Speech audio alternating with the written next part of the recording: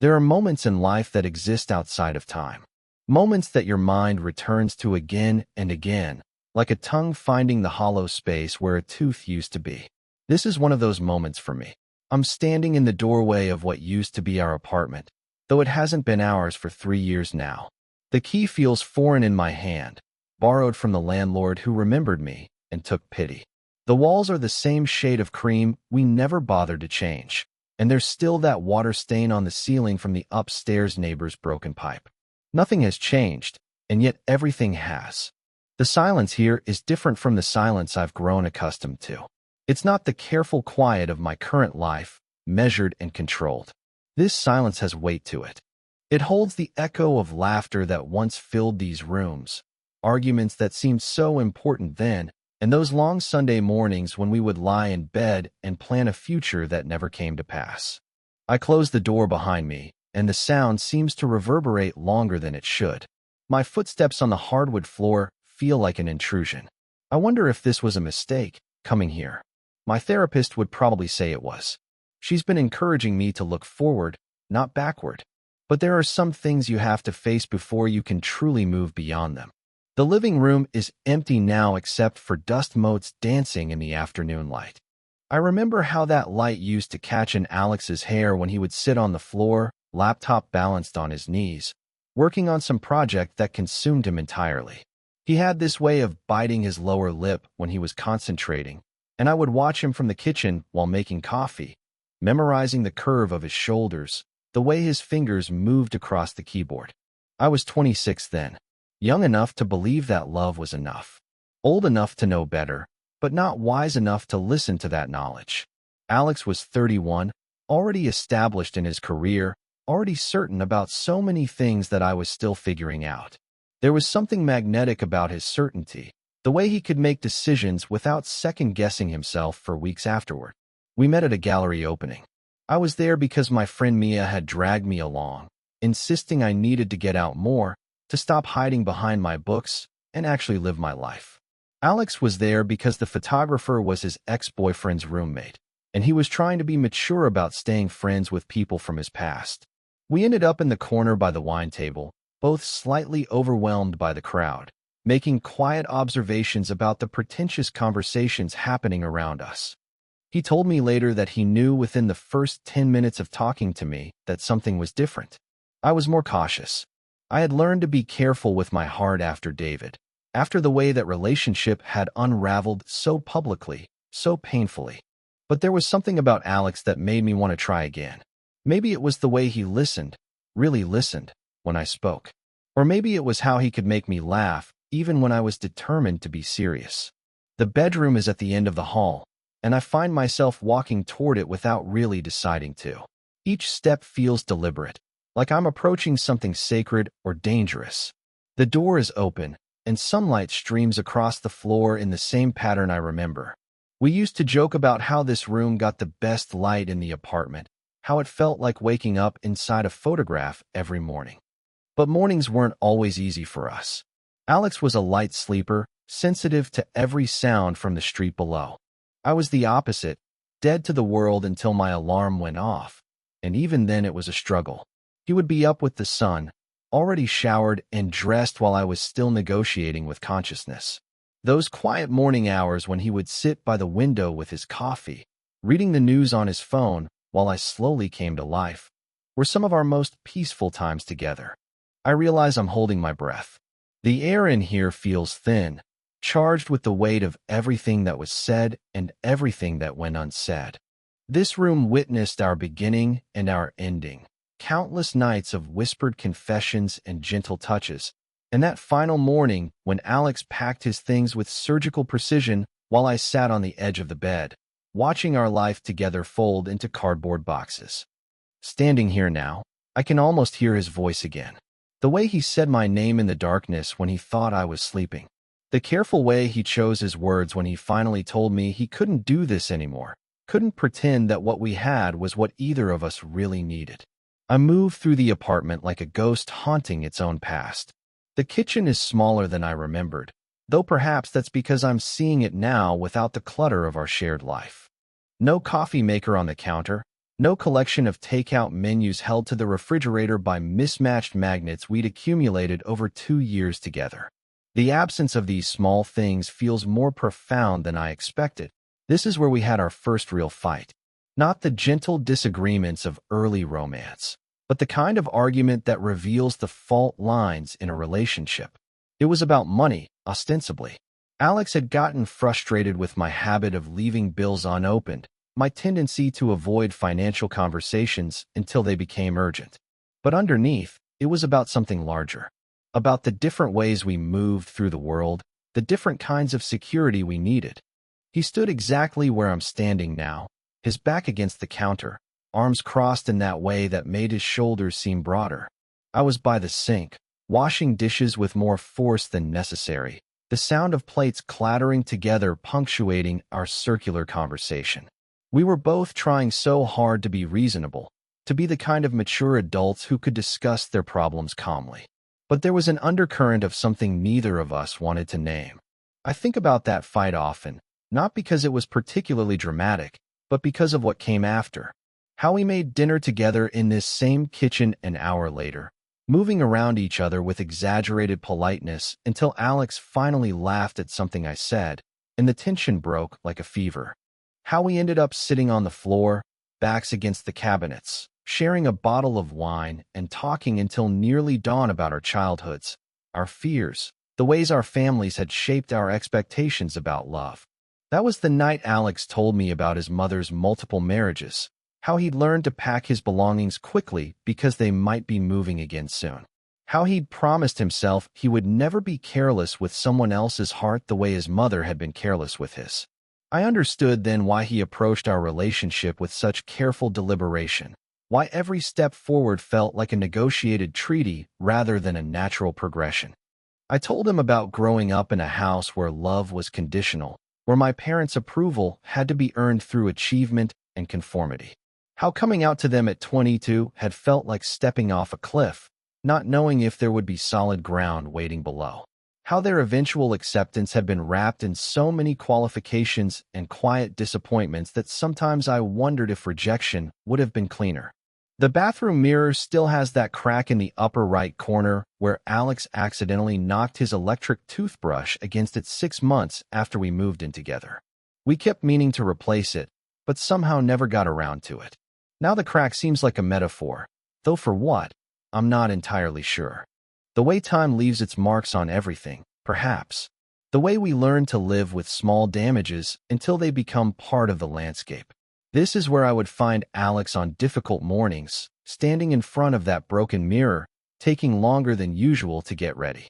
He had this ritual of applying moisturizer with precise, methodical movements, as if the routine itself could impose order on whatever chaos was happening in his head. I learned to read his moods in these small gestures, the way he would pause with his hands flat against his face, eyes closed, gathering himself for the day ahead. The shower still has the same water pressure issues we complained about for months before finally calling the landlord. Alex was always the one who dealt with maintenance requests, who could speak to repair people with the kind of authority I never seemed to possess. He had a way of making his voice deeper, more commanding, when he needed to be taken seriously. I used to tease him about it, this slight performance of masculinity that felt so different from who he was in private moments. But I loved those private moments. The way he would sing off-key in the shower, unconscious and unself-conscious. How he would emerge with his hair sticking up at impossible angles, reaching for the towel I would have warmed in the dryer because I knew it would make him smile. These were the intimacies that made a life together, the small kindnesses that accumulated like interest in a savings account. I walk back toward the living room, and my phone buzzes in my pocket. A text from my sister asking how I'm doing, reminding me that she's here if I need to talk. She never liked Alex, though she was diplomatic about it. Too controlled, she said once after a family dinner where Alex had been particularly quiet. She thought he was holding something back, keeping some essential part of himself in reserve. I defended him then, told her she didn't understand his personality, his need for privacy. But standing here now, I wonder if she saw something I was too close to notice. The windows in this room face west, and the late afternoon sun is starting to slant across the floor in long golden rectangles. This was always my favorite time of day in this apartment. Alex would usually be working, but I would sometimes just sit and watch the light change, the way it transformed the ordinary furniture into something more beautiful, more significant. I was writing my master's thesis then, spending long hours at the kitchen table surrounded by books and papers, and these moments of stillness felt necessary, restorative. Alex would find me here sometimes, lost in thought, and he would sit beside me without speaking. He understood the value of quiet companionship, the way presence could be more comforting than conversation. We were good at that, at being together without needing to fill every silence with words. It was one of the things I thought made us compatible, this shared appreciation for contemplative space. But maybe that same comfort with silence also allowed us to avoid conversations we should have been having. Maybe we were too good at existing parallel to each other, too willing to assume that understanding was the same as communication. I think about all the things we never said directly, the hopes and fears we carried separately instead of sharing the weight between us. The afternoon light is deepening now, taking on that particular quality that makes everything look like it's been filtered through amber. I remember Alex photographing this light once, trying to capture what he called the golden hour. He was always documenting moments, as if he could preserve them by freezing them in digital frames. I used to think it was sweet, this impulse to hold on to beauty. Now I wonder if it was also a way of keeping some distance, of experiencing life through a lens rather than diving in completely. Standing here in this empty room, surrounded by the architecture of our shared past, I realize I'm doing something similar. I'm here, but I'm also observing myself being here, narrating the experience even as I'm living it. Maybe this is how we protect ourselves from the full impact of memory, by turning it into story, by finding ways to process emotion through analysis rather than simply feeling it completely. The closet in our bedroom still smells faintly of Alex's cologne, though it's been empty for 3 years. I stand in the doorway, breathing in this ghost of his presence, and I'm transported back to those mornings when I would watch him get dressed for work. He had this methodical approach to his wardrobe, each shirt pressed and hung with mathematical precision, shoes polished to a mirror shine. There was something almost ritualistic about the way he prepared himself for the world, as if the right clothes could armor him against whatever uncertainties waited outside. I was Messier in every way that mattered. My side of the closet looked like a hurricane had passed through it, clothes draped over hangers at odd angles, shoes scattered on the floor in pairs that rarely matched. Alex never said anything about it directly, but sometimes I would come home to find my things quietly reorganized, my chaos gently tamed by his need for order. I told myself it was thoughtful, this silent correction of my habits. Now I wonder if it was the beginning of something more complicated. There's a photo tucked behind the closet door frame, one that must have fallen and been forgotten when Alex moved out. It's from our first vacation together, a long weekend in Portland where we wandered through bookstores and art galleries, eating too much food and talking about everything except the future. In the picture, we're sitting on a park bench, Alex's arm around my shoulders, both of us laughing at something I can't remember now. We looked so young, so certain that this feeling would last forever. I was the one who suggested that trip. Alex had been working 16-hour days for 3 weeks straight, and I could see the stress accumulating in the tight line of his shoulders, the way he would zone out in the middle of conversations. I booked the hotel room and planned the itinerary, presenting it to him like a gift. He was grateful, I think, but also slightly uncomfortable with the spontaneity of it, the way I had made decisions without consulting him first. That should have been a sign, perhaps. The way he needed to feel in control of his circumstances, the way unexpected changes made him withdraw into himself. But I was still operating under the assumption that love could smooth over these incompatibilities, that given enough time and patience, we could learn to speak each other's languages fluently. The Portland trip was when Alex first mentioned his ex-boyfriend Marcus, the one who had broken up with him 6 months before we met. It came up casually, in the context of a restaurant Marcus had recommended, but I could hear something unresolved in Alex's voice when he said the name. Marcus had been older, more established, someone who owned his own business and had a clear 5-year plan. Alex described him with a mixture of admiration and hurt that made my stomach tighten with something I didn't want to name as jealousy. I should have asked more questions then. Should have pushed past Alex's careful diplomatic language to understand what had really happened between them. But I was afraid of the answers, afraid that learning about Marcus would reveal some deficit in myself, some way I didn't measure up to what Alex really wanted in a partner. So I changed the subject, and Alex let me, and we added another item to the growing list of things we didn't talk about directly. The bedroom window overlooks the courtyard where Mrs. Chun from the ground floor used to tend her elaborate garden. She's gone now, moved to assisted living according to the landlord, but I can still see traces of her work in the overgrown flower beds below. She used to wave to us sometimes when we would sit by this window in the evenings, Alex reading while I graded papers. There was something comforting about her presence, the way she created beauty in the shared spaces of our building, making the courtyard feel less like a utilitarian afterthought and more like a small sanctuary. Alex loved that garden. He would take pictures of it through the seasons, documenting the way Mrs. Chin's careful cultivation transformed throughout the year. In spring, there were daffodils and tulips arranged in precise geometric patterns.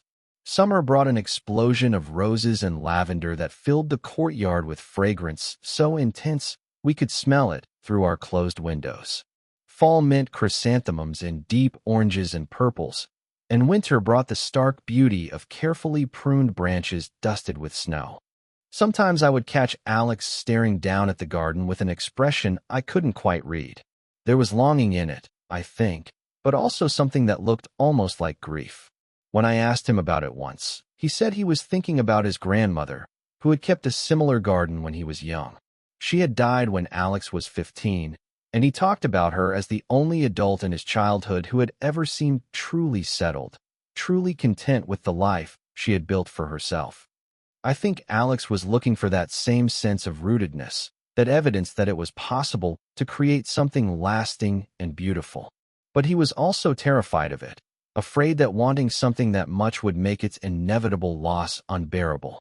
This tension lived at the center of everything Alex did, this simultaneous reaching toward and pulling away from the things he most desired. The bed is gone now, obviously, but I can still see the indentations in the carpet where the frame used to rest. This room held so many versions of us. The early days when we could barely keep our hands off each other, when every touch felt like a discovery, and every conversation revealed new depths to explore. The comfortable middle period when intimacy became routine in the best possible way, when we knew exactly how to make each other coffee in the morning and which side of the bed to avoid when one of us was in a mood. And then the later months, when the space between us and this bed began to feel like a chasm we couldn't bridge. When Alex would lie on his side facing the wall, and I would stare at the ceiling, both of us pretending to sleep while actually cataloging all the things we weren't saying to each other. The physical distance was just a symptom of something larger, some fundamental disconnect we were both too afraid to address directly.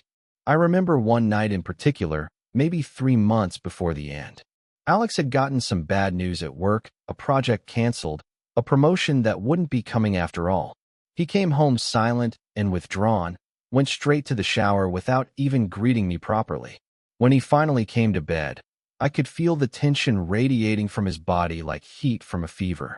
I reached for him, trying to offer comfort through touch, but he pulled away gently, murmuring something about being tired. I lay there in the dark, listening to his carefully controlled breathing, knowing he wasn't asleep. I wanted to ask what was wrong, wanted to insist that he let me help carry whatever he was struggling with. But something in his withdrawal warned me off, some signal that he needed space more than he needed connection. So I gave him that space, even though it felt like abandoning him when he needed me most. That was always the impossible equation with Alex. How to love someone who needed solitude to process difficulty. How to offer support to someone who experienced offers of help as intrusion. I never found the right balance. Never learned how to be present without being overwhelming, available without being demanding. The afternoon light is beginning to fade now, and the room takes on a different quality, more shadowed, more intimate. This is when Alex would usually come home from work, when we would have those first few minutes of reconnection after spending the day in our separate worlds. He had this way of transitioning from public Alex to private Alex, a visible relaxation that would happen once he closed the apartment door behind him and realized he was safe in our shared space. I loved witnessing that transformation, the way his shoulders would drop and his face would soften. Sometimes he would find me in this room and just stand in the doorway for a moment, as if he needed to remember who he was allowed to be here. Then he would come sit on the edge of the bed and tell me about his day, and I would listen while folding laundry or organizing papers. Both of us engaged in the small domestic rituals that made a life together feel real and sustainable. Standing here now, I can almost see him in that doorway, can almost hear his voice asking how my day went, what I wanted to do for dinner. The phantom of that routine is so vivid it makes my chest ache with a grief that feels fresh even after all this time. This room held the best of us, and maybe that's what makes being here so difficult. It's evidence of what we were capable of when we were at our most connected, most generous with each other. I find myself drawn back to the living room, to the corner where our small dining table used to sit.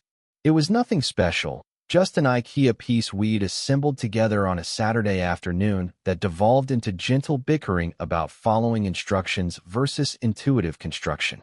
Alex was methodical, laying out all the pieces according to the diagram, while I was impatient to begin, certain I could figure it out as we went. We ended up compromising, which seemed symbolic at the time, though of what, I couldn't have said. That table witnessed so many conversations, so many meals shared in the dying light of evening. Alex was a better cook than I was, more patient with preparation, more willing to follow recipes exactly as written. I was the one who would suggest ordering takeout when we were both tired, who would open a bottle of wine before we'd even decided what to make for dinner. Our different approaches to domestic life played out in miniature around that table every night. It was there that Alex first told me he loved me, 6 months into our relationship, over a dinner of homemade pasta and salad. He said it quietly, almost apologetically, as if he were confessing to something shameful.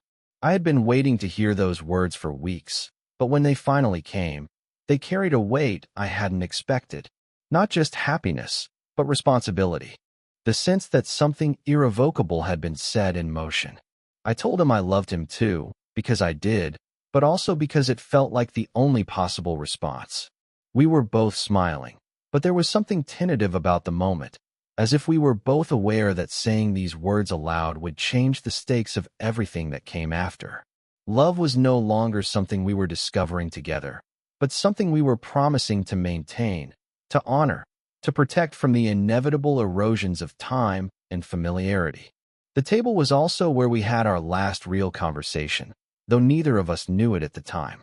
It was a Tuesday evening in late October, the kind of night when darkness falls early and the air carries the promise of winter.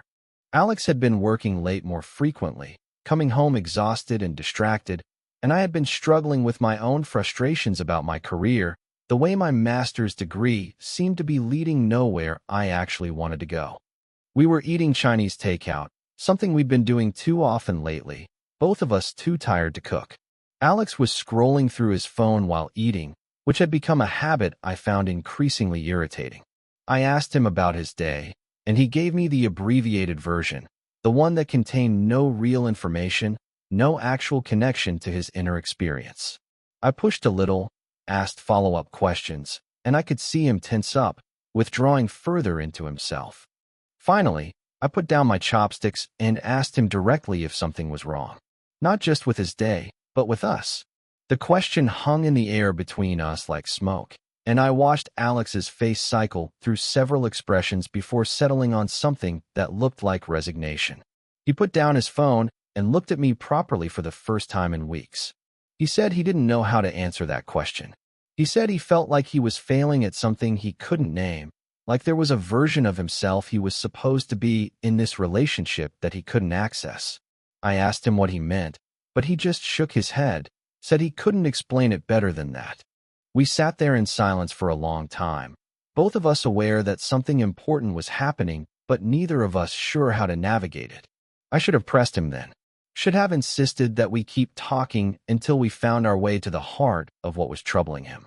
But there was something in his posture that suggested he had already retreated too far for me to reach, and my own fear of conflict made me let the moment pass. We finished dinner talking about practical things, about weekend plans and grocery lists, both of us pretending that the conversation hadn't revealed a fundamental crack in our foundation. That was always our pattern, I realize now. We would approach the edge of real intimacy, real truth-telling, and then pull back at the last moment, choosing safety over honesty. We were both so afraid of damaging what we had that we never risked the kind of vulnerability that might have strengthened it. Instead, we accumulated small silences, tiny withholdings that eventually created a distance neither of us knew how to cross. The wall where our bookshelf used to stand is marked with small holes from the brackets we'd mounted. Alex's books were organized by genre and author, a system that made sense to him but felt rigid to me.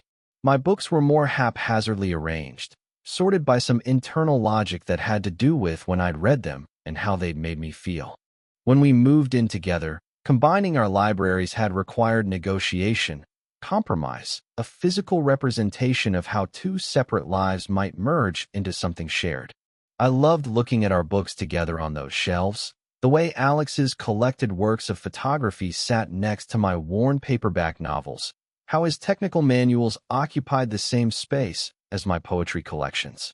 It felt like evidence that our differences could be complementary rather than divisive, that we could create something richer together than either of us had managed alone.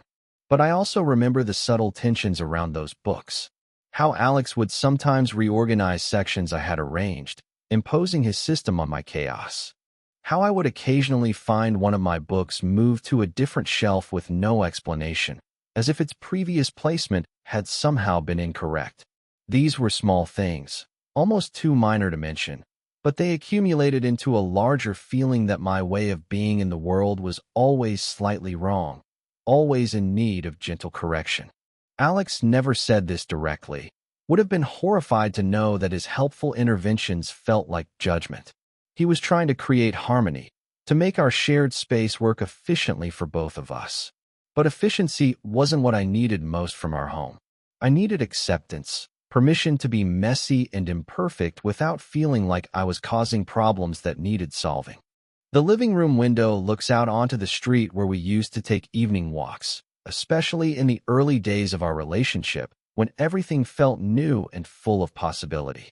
Alex had a route he preferred, a circuit through the neighborhood that took exactly 37 minutes and included the coffee shop where we'd had our second date, the park where we'd first held hands, the bookstore where we'd spent an entire Saturday afternoon just browsing and talking. Those walks were when we did some of our best talking, when the forward motion seemed to loosen something in both of us, making conversation flow more easily than it did when we were sitting face to face. Alex would point out architectural details I'd never noticed, tell me stories about buildings we passed, share small observations about the way the neighborhood was changing. I loved his attention to these details, the way he could find narrative in the most ordinary urban landscape. I remember one evening in particular, maybe 8 months into our relationship, when we passed a house with an elaborate front garden. The owners had planted roses along the fence, and the evening air was heavy with their fragrance. Alex stopped walking and stood there for a long moment, just breathing it in. When I asked what he was thinking about, he told me about a house he'd lived in as a child, before his parents' divorce, where his mother had kept a rose garden. He said he'd helped her plant those roses when he was 7 years old, how she'd taught him to dig the holes just deep enough, to mix compost into the soil, to water them gently so the roots wouldn't be disturbed. It was one of the last projects they'd completed together before everything in his family fell apart. After the divorce, they'd moved to an apartment with no yard, and his mother had never gardened again. That was the most Alex had ever told me about his childhood, and I could hear the grief in his voice, not just for the garden, but for the mother who had been capable of such care and attention before life wore her down. I understood then why he was so drawn to Mrs. Chen's courtyard garden, why he photographed it so obsessively. He was trying to capture something he'd lost too young, some evidence that beauty could survive domestic upheaval. We stood there on the sidewalk for a long time that evening, surrounded by the scent of roses and the sounds of the neighborhood settling into dusk. Alex reached for my hand, and we walked the rest of the way home in comfortable silence. I felt like I had been trusted with something precious, some piece of his history that helped explain the careful way he moved through the world. But even in that moment of closeness, I was aware of how much remained hidden. Alex's revelations always felt partial, like glimpses of a much larger landscape that he kept mostly obscured. I told myself that intimacy was a gradual process, that given enough time, he would eventually trust me with the full story of who he was. I didn't understand then that for some people, emotional privacy isn't something to be overcome, but something to be respected. The street is quieter now than it was when we lived here. Fewer children playing on the sidewalks, fewer neighbors sitting on their front steps in the evening. The coffee shop where we had our second date has been replaced by a boutique that sells expensive candles and home goods. The bookstore is still there, but under different ownership, with a more curated selection that somehow feels less welcoming than the chaotic abundance I remember. Change is inevitable, I know this. But standing here looking out at this street where we built so many small memories, I'm struck by how thoroughly a place can be transformed while still maintaining its basic geography. The bones are the same, but the spirit is different. Maybe that's what happened to us too. The external structure of our relationship remained intact long after something essential had shifted beneath the surface. I realize I've been standing at this window for longer than I intended, watching the afternoon light fade into early evening. This was always my favorite time of day in this apartment, when the harsh edges of everything would soften and the ordinary world would take on an almost magical quality. Alex used to find me here sometimes, lost in thought, and he would stand beside me without speaking, both of us watching the street below, as if we were observers of our own lives rather than active participants. Those moments of shared silence felt like a form of communion, evidence that we could be together without needing to perform connection or manufacture conversation. But maybe what I interpreted as comfortable intimacy was actually a kind of mutual isolation, two people standing side by side, but fundamentally alone with their own thoughts and observations. The light is almost gone now, and the apartment takes on that peculiar quality of dusk when familiar spaces become strange, when shadows create new geometries in rooms you thought you knew completely. I should leave soon, return the key to the landlord, drive back to my current life with its careful routines and measured solitudes. But I'm not ready yet. There's something unfinished here, some conversation I need to have with these walls that witness the slow dissolution of what I thought would last forever. I walked to the hallway closet where we kept our coats, our umbrellas, the detritus of shared domestic life. The closet is empty now except for a single wire hanger that someone forgot to remove. It hangs there like a question mark, like the physical embodiment of incompleteness. Alex always hung his coats with military precision, each garment spaced exactly 2 inches from the next. I was more casual about such things, which meant my jackets would gradually encroach on his territory until he would quietly reorganize the entire closet without mentioning it. This closet holds the memory of our last morning together, though neither of us knew it was the last at the time. Alex was leaving for a work conference in Chicago, a 3-day trip that would normally have been routine. But there was something different about the way he packed, a finality in his movements that I couldn't quite identify. He took more clothes than he needed, packed items he rarely wore, as if he were preparing for a longer journey than the one he'd told me about. I offered to drive him to the airport, but he said he'd already arranged for a car service. This was unusual. Alex was careful with money, practical about unnecessary expenses. Taking a car to the airport instead of letting me drive him was a small luxury he rarely allowed himself. When I asked about it, he said something vague about not wanting to inconvenience me, about having an early flight. But his eyes didn't quite meet mine when he said it. We stood in this hallway that last morning, Alex in his traveling clothes, me still in my pajamas, and there was a formality between us that felt new and uncomfortable. He kissed me goodbye, but it was the kind of kiss you give to a relative at a family gathering, polite and appropriate, but empty of real connection. I told him to have a safe trip, to call me when he landed. He said he would, but something in his voice suggested he was already gone, already moving toward whatever decision he had been contemplating in the careful privacy of his thoughts. He didn't call when he landed. The first day passed without contact, which was unusual but not unprecedented. Alex sometimes got absorbed in work conferences, lost track of time in meetings and networking events. But by the second day, his silence felt deliberate, pointed. I sent a text asking how things were going, and he responded hours later with something brief and noncommittal. The conference was fine. Chicago was cold. He would call me later. The call never came.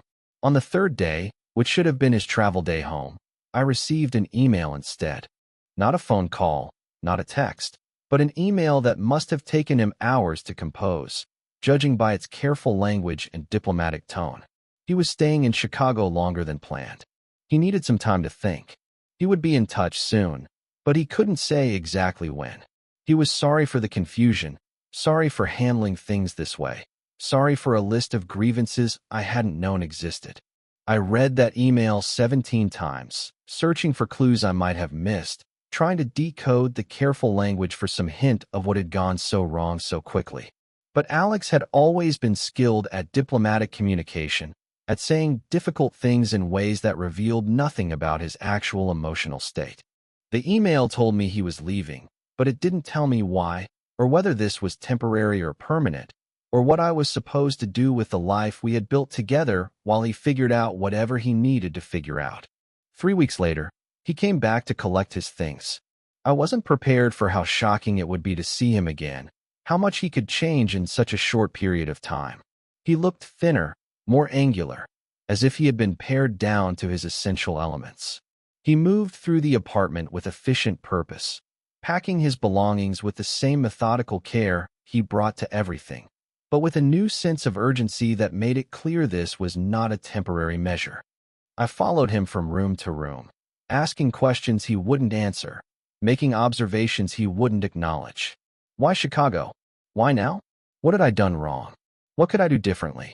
He responded to everything with the same maddening politeness, as if I were a casual acquaintance rather than someone he had shared a bed with for 2 years. He was sorry I was upset. He knew this was difficult.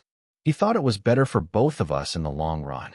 The worst part was how reasonable he sounded, how calm and considered his responses were to my increasingly desperate attempts to understand what was happening. I wanted him to fight with me, to get angry, to show some evidence that this decision was costing him something. Instead, he packed his books with library-like efficiency and folded his clothes into neat squares that fit perfectly into the boxes he had somehow acquired during his weeks away. I asked him if there was someone else, and he looked genuinely surprised by the question. No, he said, there was no one else. This wasn't about another person. It was about him needing space to figure out who he was outside of a relationship, outside of the expectations that came with being part of a couple. He had realized in Chicago that he didn't know how to be alone anymore, didn't trust his own judgment about what he wanted from life because he had been filtering every decision through the lens of what would work for us. That explanation was somehow worse than discovering another person would have been. Another person would have been something I could understand, could rage against, could compete with. But how do you compete with someone's need for solitude? How do you argue against their desire to rediscover themselves?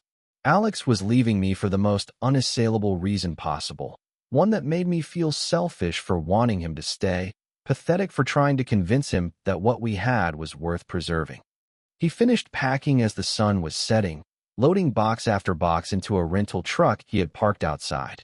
I stood at the living room window watching him make trip after trip, efficiently dismantling the physical evidence of our shared life.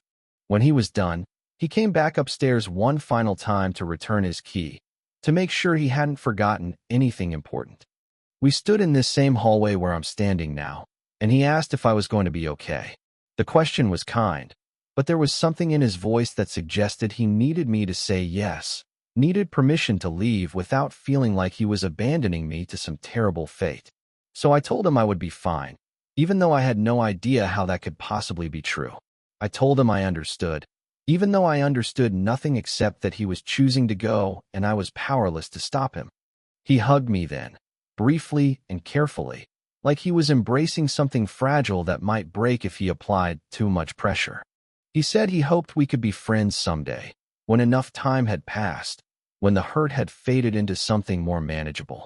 I nodded and said something appropriate, but inside I was thinking that friendship felt like a consolation prize I had never asked for, a way of preserving some connection while avoiding the real intimacy that had apparently become too difficult for him to sustain. After he left, I sat on the floor in the empty living room for hours, surrounded by the negative spaces where our furniture used to be. The apartment felt enormous and hollow, like a theater after the audience has gone home. I kept expecting him to come back, to realize he had made a mistake, to apologize for the dramatic exit, and suggest we work things out like adults.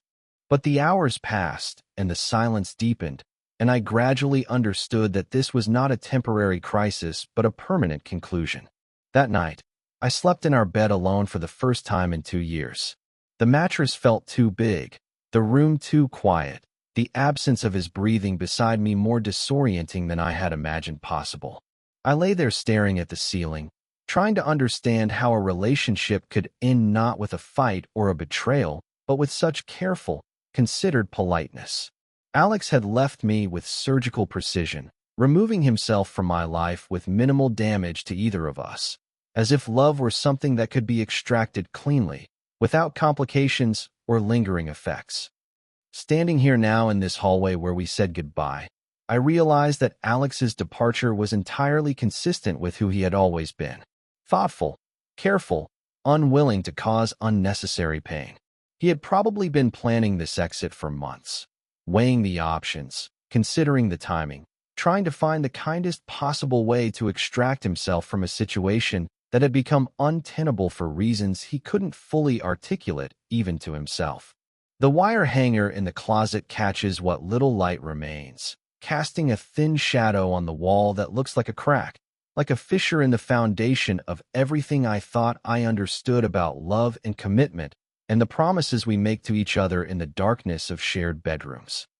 The darkness is complete now, and I reach for the light switch, flooding the hallway with the harsh fluorescent glow I had forgotten about. This light was one of the small irritations we never addressed, too bright for intimate moments, too cold for the warm domestic life we were trying to build. Alex had mentioned replacing it several times, had even researched softer alternatives, but somehow we never got around to making the change. It's still here, casting everything in the same unflattering clarity that makes this return feel more clinical than nostalgic. I move back toward the living room, and my footsteps echo differently now, sharper and more hollow. During the day, with sunlight softening the edges of memory, I could almost convince myself that being here was healing, necessary, a form of closure that would allow me to finally move forward. But under these artificial lights, the emptiness feels more like an ending than a beginning, more like evidence of failure than an opportunity for understanding. The truth is, I came here hoping to find some version of Alex that still lingered in these rooms, some trace of the person I fell in love with before he became someone who could leave so completely, so finally. I wanted to remember him as he was in our best moments, when his careful nature felt like protection rather than distance, when his need for order seemed like a way of creating safety rather than control. But the Alex I'm remembering now is more complicated than that, more human and therefore more disappointing. I think about the last email he sent me, 6 months after he moved out. It was my birthday, and he had remembered, had taken the time to write a few careful sentences wishing me well. The message was kind but impersonal, the sort of thing you might write to a former colleague you wanted to maintain cordial relations with. He hoped I was doing well. He hoped I was happy. He signed it simply with his name, no endearment, no reference to what we had once meant to each other. I had stared at that email for a long time, trying to decide how to respond. Part of me wanted to ignore it entirely, to let his gesture of politeness go unanswered as a small act of rebellion against his need to manage the aftermath of our relationship with the same careful control he had brought to everything else. But another part of me was grateful for the contact, desperate for any evidence that our 2 years together had left some lasting impression on him, even if it was just the memory of a birthday date stored in his phone. I wrote back eventually, a brief message thanking him for remembering, telling him I was well, asking nothing and revealing nothing that might suggest I was still hoping for something more than distant civility. It felt like the mature thing to do, the emotionally healthy response that my therapist would approve of. But after I sent it, I felt hollow, diminished by my own politeness, as if I had participated in my own erasure. That was our last contact. No dramatic final conversation, no moment of honest reckoning with what had gone wrong between us. Just two brief, careful emails that acknowledged our shared past, while making it clear that it would remain in the past, preserved in whatever private museum of memory Alex maintained, but no longer relevant to the life he was building without me. I wonder sometimes if he thinks about this apartment, about the specific weight of the morning light in the bedroom, or the way the kitchen faucet had to be turned just so to prevent dripping. I wonder if he remembers the exact shade of blue we painted the bathroom wall, or the way the floorboards creaked near the closet door. These details feel so vivid to me, so permanently etched in my consciousness, that it's hard to imagine they could be anything less than indelible for him too. But maybe that's not how Alex's memory works. Maybe he has already cataloged our relationship into whatever mental filing system he uses for concluded chapters, storing away the lessons learned while discarding the specific textures of daily life that still catch me off guard with their poignancy. Maybe he has moved on with the same methodical efficiency he brought to packing his belongings, compartmentalizing our shared history into something manageable and no longer painful. The living room feels smaller under artificial light, more finite. During our relationship, this space seemed to expand to accommodate whatever we needed from it. It was our dining room when we spread Chinese takeout containers across the floor, our office when we both had work to finish and needed to be together while remaining productive, our theater when we would watch movies on Alex's laptop, both of us crowded onto the couch with a bowl of popcorn balanced between us. Now it's just an empty rectangle with scuffed floors and nail holes in the walls, waiting for the next couple to fill it with their own version of domestic hope. I imagine them choosing paint colors and arguing about furniture placement, making the same optimistic assumptions Alex and I made about the durability of love, the reliability of commitment, the possibility of building something lasting together. There's something both comforting and melancholy about this continuity. The way apartments outlive the relationships that unfold within them, housing one story of attempted intimacy after another. The walls that witnessed our gradual disconnection will soon absorb the conversations of strangers, become the backdrop for someone else's late-night arguments and Sunday morning reconciliations and slow erosion of certainty about whether they're right for each other. I find myself wondering about the couple who lived here before us, whether they left behind their own ghosts of disappointed love, whether Alex and I built our relationship on the foundation of someone else's failure. The landlord had been vague about the previous tenants, mentioning only that they had been very quiet, very clean, very prompt with rent payments. But now I wonder what careful silences they might have cultivated, what unspoken tensions might have accumulated in these same rooms until they became unbearable. The bathroom light is even harsher than the hallway, turning everything clinical and unforgiving. I avoid looking at myself in the cracked mirror, not wanting to see how this return has marked me, how the careful composure I've maintained all afternoon might be showing signs of strain. This room holds some of our most intimate moments, the quiet morning rituals that made living together feel like more than just shared space and split expenses. I remember watching Alex shave, the careful precision of his movements, the way he would rinse the razor under hot water between strokes. He had this habit of humming while he shaved, always the same melody, something I never identified but came to associate with the peaceful domesticity of Sunday mornings when neither of us had anywhere else to be. I would sit on the edge of the bathtub, drinking coffee and watching him transform from sleepy and disheveled to public ready, witnessing the daily ritual of his preparation for the world. Those moments felt sacred to me, evidence that we had achieved the kind of comfortable intimacy that survives routine, that deepens rather than diminishes with familiarity. Alex was naturally private, careful about his body and his grooming rituals, so being allowed to witness these morning preparations felt like a privilege, proof that he trusted me with the unglamorous realities of daily life. But even then, even in those moments of apparent closeness, there was something held back, some essential part of himself that Alex kept in reserve. He would catch me watching him sometimes and smile, but it was the smile of someone performing for an audience rather than sharing an authentic moment with a partner. I told myself that this was just his personality, his natural inclination toward privacy.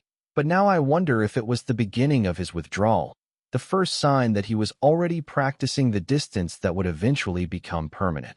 The medicine cabinet is empty except for a single expired bottle of ibuprofen that someone forgot to pack.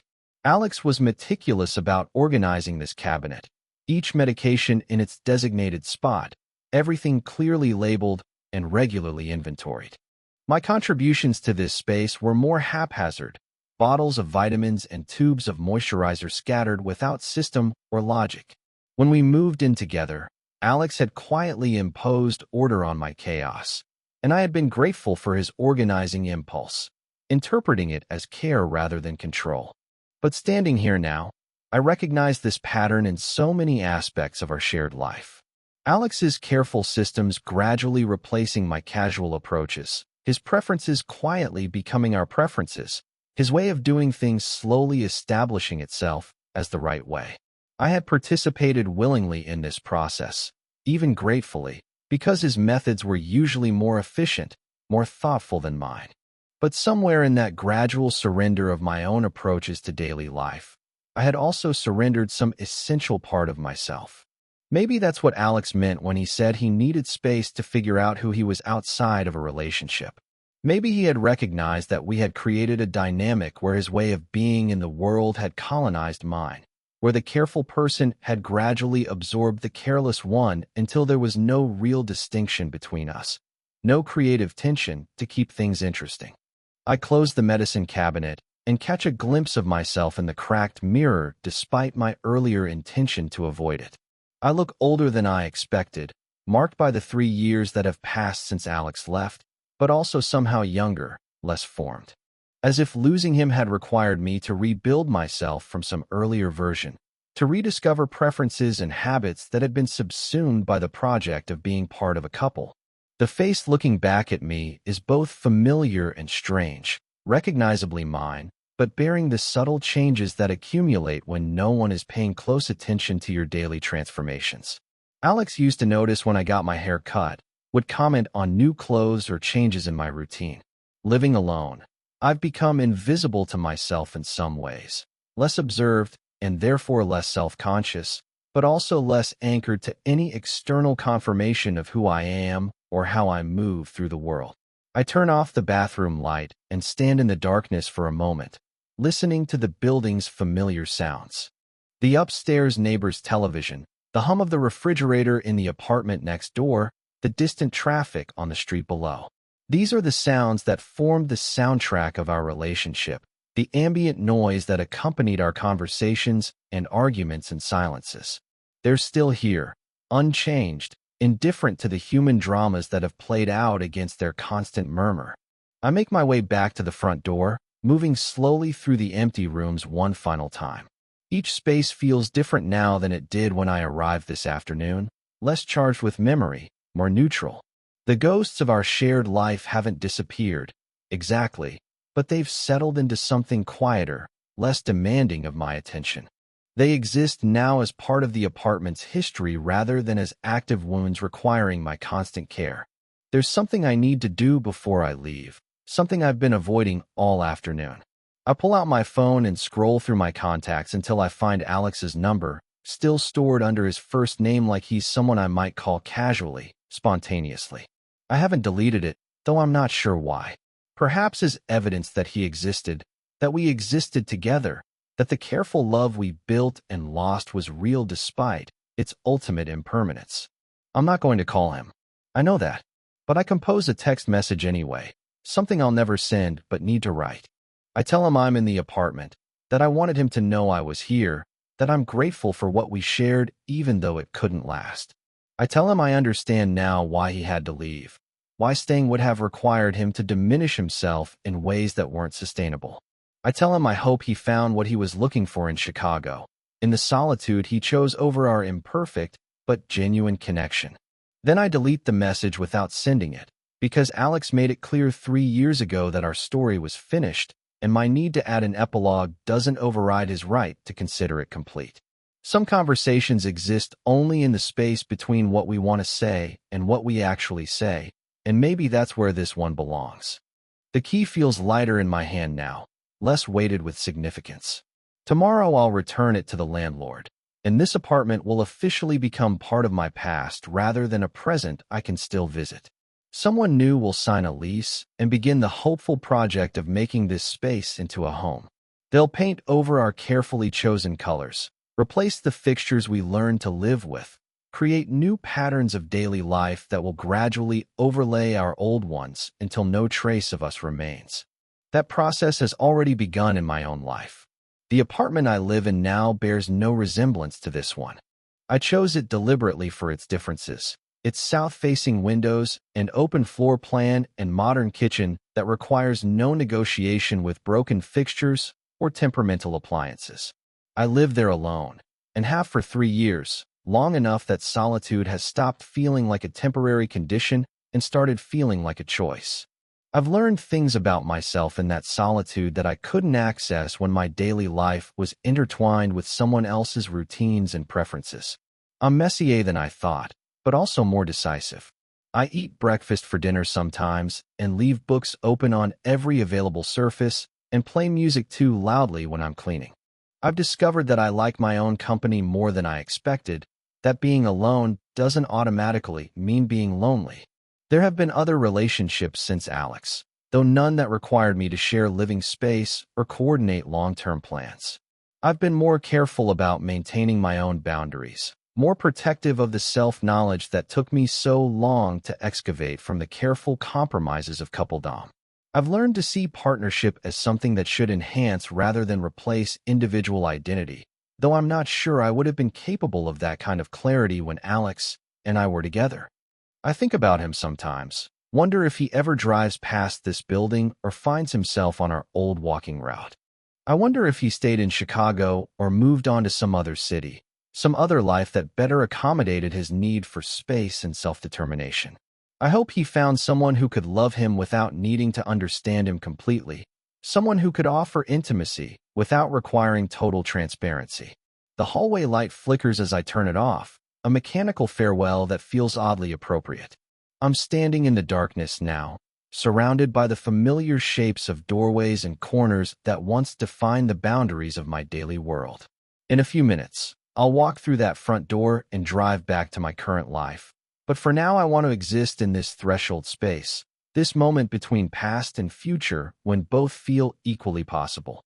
I used to think that healing from heartbreak meant forgetting, meant reaching a point where the lost relationship no longer caused pain or prompted involuntary memories. But standing here, I realized that healing might actually mean integration, finding a way to carry the experience forward without being crushed by its weight. Alex will always be part of my story, part of the education and love that brought me to whoever I'm becoming. That seems like something to honor rather than overcome.